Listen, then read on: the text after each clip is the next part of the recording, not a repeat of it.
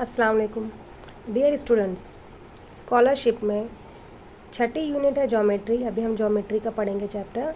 यह है सबक नंबर 27, 27वां सबक है, angles and types of angles.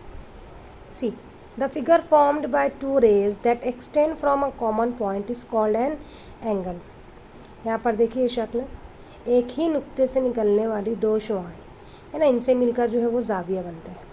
यहाँ पर आपको नज़र आ रहा है ये एक जाविया है, इसका नाम है ABC।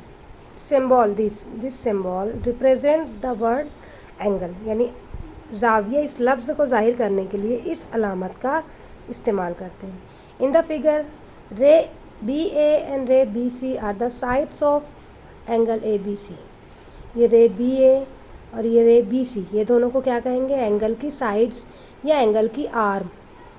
The common point B of the sides BA and BC is called the vertex of angle ABC। ये जो कॉमन पॉइंट है, यहाँ इस नुक्ते से दोनों शुआएँ निकल रही हैं, तो ये जो नुक्ता है, इस नुक्ता B को कहते हैं वर्टेक्स। क्या कहते हैं इसे? वर्टेक्स कहते हैं। The name of angle ABC can be written as angle CBA और एंगल B। एंगल ABC को हम एंगल CBA भी पढ़ सकते हैं, और सिंगल लेटर नेम लिखना है तो वर्टेक्स से सिंगल लेटर नेम हम लिखते हैं, सिर्फ इसे एंगल B भी कह सकते हैं। उसके बाद आपने पढ़ा है टाइप्स ऑफ एंगल्स, यानी जावियों की किस्में। Number 1, right angle. In the figure angle ABC is a right angle. ये जो शक्ल है, यहाँ पर जो शक्ल आपको नज़र आ रही है, इसमें जो एंगल ABC है ये राइट एंगल है। And angle of measure 90 degree is called a right angle. जिस जाविये की पैमाइश 90 दर्जा होगी उसे राइट एंगल कहेंगे। Second, acute angle.